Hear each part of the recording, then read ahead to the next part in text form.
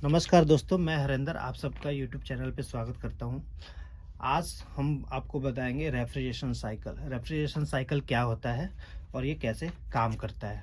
तो सबसे पहले हमें कुछ पार्ट्स के नाम पता होने चाहिए। कंपोनेंट लगे हैं रेफ्रिजरेशन साइकिल को चलाने के लिए, कुछ कंपोनेंट लगे होते हैं, उसका नाम पता होना चाहिए। जैसे कि पहला आपको दिख रहा है कंप्रेशर, दूसरा कंडेंसर, तीसरा ड्रायर, चौथा एक्सपेंशन वाल्व एंड पांचवा एवोपरेटर।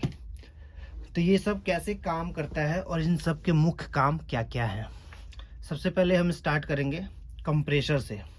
कंप्रेसर के भी कुछ मुख्य पार्ट होते हैं, जैसे कि आप देख रहे हैं, ये आपका क्राइंक शाफ्ट हो गया, ये कनेक्टिंग रड हो गया, ये आपका पिस्टन हो गया, ये आपका सक्शन वाल्व हो गया, ये डिस्चार्ज वाल्व हो गया और ये सिलेंडर हेड हो गया। तो जैसे कि आप जानते हैं कि कंप्रेशर एक नाम ही ऐसा लग रहा है जैसे कि किसी चीज़ को कंप्रेस हो रहा हो।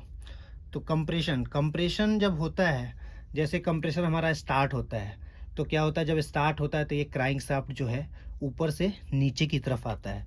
ऊपर से नीचे की तरफ आता है तो इसमें क्या होता है, वैक्यूम क्रिएट होता है। वैक्यूम क्रिएट होने के कारण ये वॉल्व खुल जाता है और इसमें low pressure low temperature refrigerant अंदर आ जाता है। ठीक है, जब फिर पिस्टन नीचे से ऊपर की ओर जाता है तो इसमें हमारा क्या होता है, इसे हम सक्शन स्टॉक कहते हैं। जब हमारा वैक्यूम क्रिएट हुआ तो ये हमारा वॉल्व खुला और ये सक्शन स्टॉक इसको बोलते हैं। जब हमारा नीचे से पिस्टन ऊपर की ओर जाएगा तो हमारा क्या होगा, कंप्रेस होगा। तो जो भी इसके अंदर व्यापक गैस होंगे वो क्या होगा, कंप्रेस होगा। तो ये हमारा डिस्चार्ज वॉल्व खुल जाएगा और ये हमारा डिस्चार्ज वॉल्व के थ्रू कंडेंसर में आएगा। तो जैसे कि हम जानते हैं कि जो कंप्रेशन हुआ, तो किसी चीज़ को जब हम कंप्रेस करते हैं तो उसके दो फॉर्म चेंज होते हैं। एक तो हाई प्रेशर होगा, एक हाई टेम्परेचर होगा। किसी भी चीज़ को कंप्रेस करेंगे तो ऑटोमेटिक उसका प्रेशर और टेम्परेचर इंक्रीज होता है। अब हम चलेंगे कंडेंसर में। जैसे कि हम जानते हैं कंडेंसर हम किस लिए यूज़ करते हैं। क्या कंडेंसर जो होता है रेफ्रिजरेंट की गर्मी को बाहर निकालने के काम में यूज़ करते हैं। कहीं कहीं जगह फ़ैन लगा के यूज़ करते हैं, कहीं बड़े फ़ैन कहीं छोटे फ़ैन लगा कर यूज़ करते हैं। और इसमें कंडेंसर के और एक काम होते हैं जो वेपर रेफ्रिजरेंट को लिक्विड में कन्वर्ट कराता है। जब ये देख रहे हैं, जैसे ये कंडेंसर है, जैसे ये यहाँ से डिस्चार्ज हुआ तो हाई टेम्परेचर हाई प्रेशर से हुआ। जैसे यहाँ आया, ये धीरे धीरे आपका क्या होगा, बाहर की गर्मी को एब्जॉर्ब कर लेता है और ये इसकी हीट जो है बाहर की तरफ निकल जाती है। इसलिए इसको यहाँ तक धीरे धीरे आते आते यहाँ आपका रेफ्रिजरेंट क्या हो जाएगा, ठंडा हो जाएगा। तो जैसे कि आपको इंडिकेट कर रखा है कि ये हमारा यहाँ तक हमारा रेफ्रिजरेंट का जो प्रेशर और टेम्परेचर दोनों इंक्रीज रहेंगे और यहाँ से हमारा धीरे धीरे लो हो जाएगा। इसके आगे चलते हैं ड्रायर में। ड्रायर के भी दो काम मुख्य होते हैं, जैसे कि रेफ्रिजरेशन को फिल्टर करना।